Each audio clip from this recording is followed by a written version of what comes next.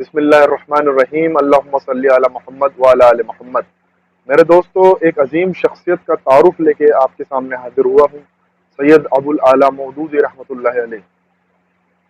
آج 22 ستمبر کو 1979 میں آپ کا جو ہے انتقال ہوا، آپ کا یوم وفات ہے 22 ستمبر، اور آپ کی پیدائش جو ہے 25 ستمبر 1903 میں ہوئی۔ اسی متعلق 3-4 دن کے اندر میں آپ کے سامنے سید ابو العلا مودودی رحمۃ اللہ علیہ کی بایوگرافی آپ کے سامنے رکھنے کی کوشش کروں گا، مختصر اور کچھ جامع انداز میں۔ اپنی حقیر زبان میں کوشش کروں گا کہ اتنی عظیم شخصیت کا تعارف آپ کے سامنے پیش کروں۔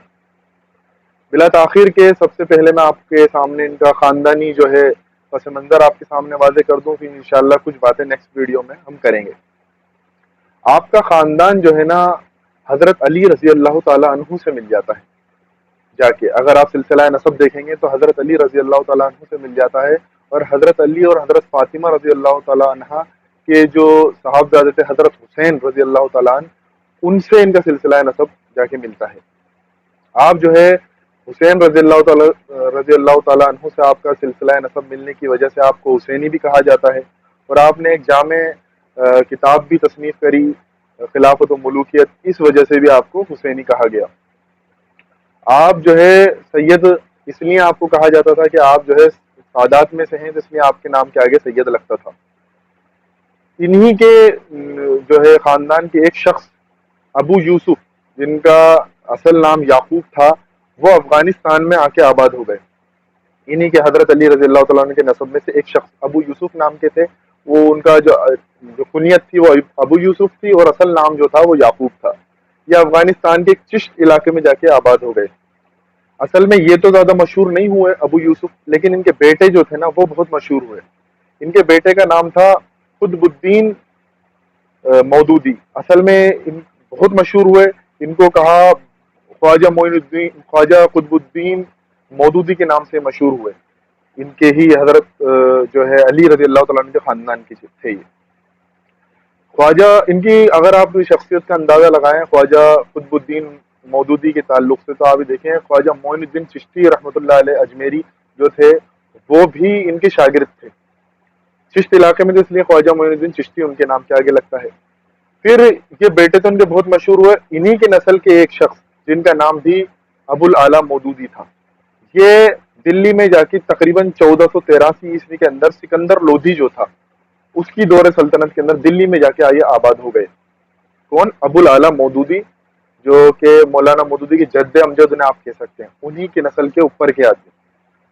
پھر ان کے والد جو تھے وہ بھی دلی میں ہی رہے، لیکن ان کے والد جو تھے وہ ان کے والد کا نام جو تھا سید احمد حسن مودودی۔ ان کے والد کے اندر ایک ظاہر سی بات ہے کہ ان کے اندر تو ایک سلسلہ چلا آ رہا تھا ان کے والد تک، وہ پیر والا اور جسی مریدی والا سلسلہ چلا آ رہا تھا، لیکن ان کے والد جو تھے نا انہوں نے دنیائی پڑھائی بھی، دنیائی علم بھی سیکھا، یہ ایڈوکیٹ بنے آگے جا کے۔ انہوں نے جو ہے نا کسی کے مشورے سے، یعنی کسی بزرگ کے مشورے سے یہ کہا کہ اگر آپ کا بیٹا پیدا ہو، کن کو؟ سید احمد حسن مودودی کو کہا کہ اگر آپ کا بیٹا پیدا ہو تو آپ اپنے بیٹے کا نام ابو العلا مودودی رکھیے گا، جو کہ آپ کی جد امجد بھی رہے ہیں اور جو دلی میں آ کے آباد ہوئے تھے، انہی کے نام پر آپ اپنے بیٹے کا نام بھی ابو العلا مودودی رکھنا۔ اگر کہہ دیں تو ان کی نسل کے جو ہے سید ابو العلا مودودی کی نسل کے سیکنڈ ابو العلا مودودی ہیں اصل میں۔ مولانا مودودی کی شخصیت ایک عظیم شخصیت ہے، اس کے متعلق انشاءاللہ میں کچھ آپ کے سامنے رکھنے کی کوشش کر رہا ہوں۔ مولانا کا تعارف ایک جھلک میں آپ کے سامنے آنا چاہیے۔ پیدائش میں آپ کو بتا چکا ہوں 25 ستمبر 1903 میں اورنگ آباد، حیدرآباد، دکن، برٹش انڈیا کے اندر آپ کی پیدائش ہوئی، اور آپ کا انتقال جو ہے نیو یارک بفیلو شہر کے اندر ہوا 22 ستمبر 1979 کے اندر۔ خاندانی پس منظر آپ جانتے ہیں پوری مریدی کا ہی رہا۔ ان کے جو والد تھے نا یہ اصل میں ایڈوکیٹ اس طرح سے بنے تھے کہ ایک طرف تو دارالعلوم دیوبند قائم ہوا، پھر وہیں پر سر سید احمد خان نے اپنا علی گڑھ مسلم یونیورسٹی کی نیو رکھی، تو کیونکہ وہ بھی سید تھے اور یہ بھی، اور آپس میں ایک دوسرے کا کنیکشن بھی تھا۔ ان کا سید احمد حسن جو مولانا مودودی کے والد تھے ان کا سر سید سے بھی کنیکشن تھا، تو اور ان کی شاگردوں میں بھی آتے تھے۔ تو انہوں نے کہا مولانا مودودی کے والد کو، سر سید احمد خان نے، کہ آپ آئیں اور آپ جا کے اس میں تعلیم حاصل کریں۔ باقاعدہ پہلے شخص تھے ان کے خاندان کے جنہوں نے جو ہے ایڈوکیٹ اور دنیائی علم حاصل کرا اس طرح سے، ورنہ ایک دینی علم تو چلا ہی آ رہا تھا۔ ان کے والد، ان کی والدہ جو تھیں، وہ والدہ رقیہ بیگم جو تھیں، وہ بھی کوئی چھوٹے گھرانے کی نہیں تھی، بلکہ وہ بھی ایک بڑے گھرانے کی جو خاتون تھیں۔ ان کی والدہ رقیہ بیگم یہ مرزا غالب کے جو شاگرد تھے، مرزا قربان علی بیگ سالق، سالق ان کا جو ہے لقب پڑا، جو تھے ان کی بیٹی مولانا مودودی کی والدہ تھیں رقیہ بیگم۔ بیوی محمودہ بیگم بھی 1937 میں آپ کی شادی ہوئی، ظاہر سی بات ہے 1903 میں آپ کی پیدائش ہوئی تو 1937 میں آپ کی شادی ہوئی۔ آپ کی بیوی بھی بخاری خاندان سے تعلق رکھتی تھی، جو کہ بخاری خاندان ہے، اور اورنگ آباد کے اندر ہی مولانا مودودی رحمۃ اللہ علیہ نے 9 سال تک تو گھر میں پڑھا، یعنی گھر میں ہی ان کی تعلیم اور تربیت کری۔ ان کے والد نے ٹیچرز لگا دیے، گھر ہی کے اندر تعلیم اور تربیت ہوئی، عربی ادب پڑھائی لکھائی سب انگلش وغیرہ آپ نے زیادہ تر جو ہے ان چیزوں میں مہارت حاصل کر لی۔ 11 سال کی عمر میں آپ نے اسکول میں 8ویں جماعت سے جو ہے آپ کا داخلہ ہوا، اور آپ نے جو ہے نا وہاں سے جو اپنا سفر چالو کیا۔ آپ کو اسکول سے ہی لکھنے پڑھنے کا اور تقریریں اور مناظرہ اور مباحثے کرنے کا ایک شوق تھا۔ آپ کا بچپن سے اسی کے اندر جو ہے نا آپ کے جو ایکٹیویٹیز ہوا کرتی تھی، انہی چیزوں کو لکھتے کرتے تصنیف کر رہے ہیں، آپ رائٹر ہیں، آپ جو ہے کوئی بات لکھ رہے ہیں، تحریر لکھ رہے ہیں، انہی باتوں کو دیکھتے ہوئے ان کو یہ احساس پیدا ہوا کہ میرے اندر جو ہے نا لکھنے کی جو ہے صلاحیت ہے۔ مولانا مودودی کو اس بات کا اندازہ ہو گیا کہ مجھ میں لکھنے کی صلاحیت ہے، تو آپ جو ہے تقریباً 13 سال کی عمر میں آپ نے مولوی کی ڈگری لے لی، ایگزام دیا اور مولوی کی ڈگری آپ نے حاصل کری، اور تقریباً آپ یہ دیکھیں 1915 میں آپ نے سیرت پاک، یعنی جب آپ کی عمر تقریباً آپ دیکھ لیں، آپ کی عمر 1915 آپ دیکھ رہے ہیں تو 1915 میں آپ کی ایج 13-14 سال رہی ہوگی۔ 1913-14 سال کی عمر میں آپ نے سیرت پاک پر جو ہے کتاب لکھنا شروع کری، لیکن وہ تحریر جو تھی وہ مکمل نہیں ہو پائی۔ 1918 سے 1928 تک 28 تک کا سفر آپ کا جو ہے نا ایک فکری اور تشکیلی اور اسی طرح کا یہ دور رہا۔ آپ جو ہے نا بیچ میں تقریباً 1990 یعنی 1919 میں آپ ایک تاج پیپر کے ایڈیٹر بھی رہے۔ تقریباً آپ کی عمر اس وقت 16 سال کی تھی۔ آپ نے ایڈیٹنگ کا بھی، ایڈیٹر کا بھی کام انجام دیا۔ پھر اس کے بعد آپ نے جو ہے 1921 سے 1923 تک جمعیت علماء ہند کے ایک پیپر نکلتا تھا، اور اس کی جو ہے ایڈیٹنگ سنبھالی، مسلم نام کا جو پیپر نکلتا تھا۔ اسی طرح سے آپ نے پھر اس پر انگریزوں نے اس وقت بین لگا دیا، کیونکہ اس میں تحریک یہ چل رہی تھی کہ آزادی لو انگریزوں سے، اسی کے اوپر جو ہے وہ بات چیت ہوتی تھی، تو اس لیے جو انگریزوں نے اس کے اوپر بین لگا دیا۔ پھر اسی کے بعد جمعیت علماء ہند نے دوسرا پیپر نکالا الجمیت کے نام سے، جسے الجمیہ بھی کہا جاتا ہے۔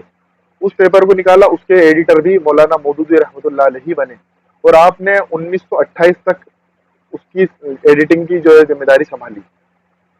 الجمیت سے کنارہ کشی 1925 کے بعد 1928 جو الجمیت جس پیپر میں آپ ایڈیٹر تھے اس سے آپ نے کنارہ کشی یعنی اس سے دوری اختیار اس لیے کری کہ جمعیت علماء ہند کا کانگریس سے اشتراک تھا، یعنی وہ ان کے ساتھ مل کے تحریک میں یعنی تحریک آزادی کے اندر پارٹیسپیٹ کرنا چاہ رہے تھے، اور مولانا مودودی یہ کہتے تھے کہ یہ چیز صحیح نہیں ہے، ہم کانگریس کے ساتھ مل کے نہیں لڑیں بلکہ ہم الگ سے جو ہے لڑیں۔ آپ مسلم لیگ کے بھی اس طرح سے تو مخالف نہیں تھے، لیکن آپ اس کی بھی مذمت فرمایا کرتے تھے۔ 1928 سے 1932 کا دور ایک محقق کا دور تھا، یعنی اس کے بعد آپ نے جب الجمیت کی صدارت چھوڑی، مطلب صدارت کے ایڈیٹر کی صدارت جو آپ نے چھوڑی، اس کے بعد آپ 4 سال تک 1928 سے لے کے 1932 تک آپ غور و تدبر، غور و فکر کے اندر لگ گئے۔ آپ نے کئی کتابیں پڑھ ڈالی 4-5 سال کے اندر۔ اس دور میں آپ نے کئی کتابیں تصنیف بھی کری، یعنی لکھی بھی آپ نے کئی کتابیں۔ 1932 سے 1941 کا دور یہ نظریاتی اور نظریات میں پختگی کا دور تھا، یعنی آپ ایک نظریاتی موومنٹ کھڑی کرنا چاہتے تھے، اس میں پختگی کا دور تھا، اور اسی کی طرف پیش رفت میں آپ جو ہے لگے رہے پوری طرح سے۔ 1932 سے لے کے 1941 تک آپ نے ایک رسالہ نکالا ترجمان القرآن کے نام سے، اور اس کے اندر اپنی فکر کو لوگوں تک جو ہے آپ پہنچاتے رہے دھیرے دھیرے کر کے۔ پہلے یہ منتھلی جو ہے نا پیپر نکلتا تھا، منتھلی پیپر ترجمان القرآن، اس میں سوالوں کے جواب بھی ہوا کرتے تھے، اور اسی طرح سے اس میں جو ہے آپ اپنی تحریرات بھی جو ہے نا اس کے اندر شائع کرا کرتے تھے۔ اس کے بعد تقریباً مولانا مودودی کا جو کام چلتا رہا اور انہوں نے جو ہے اپنی تصنیفات ترجمان القرآن میں شائع کرتے رہے۔ ساتھ میں 1937 میں علامہ اقبال نے آپ کو دعوت دی کہ آپ جو ہے پنجاب تشریف لائے، اور پنجاب میں ایک چھوٹا سا گاؤں ہے پٹھان کوٹ کے شہر، آپ اس کو لے پٹھان کوٹ میں دارالاسلام کی آپ کے ہاتھوں نیو رکھی گئی۔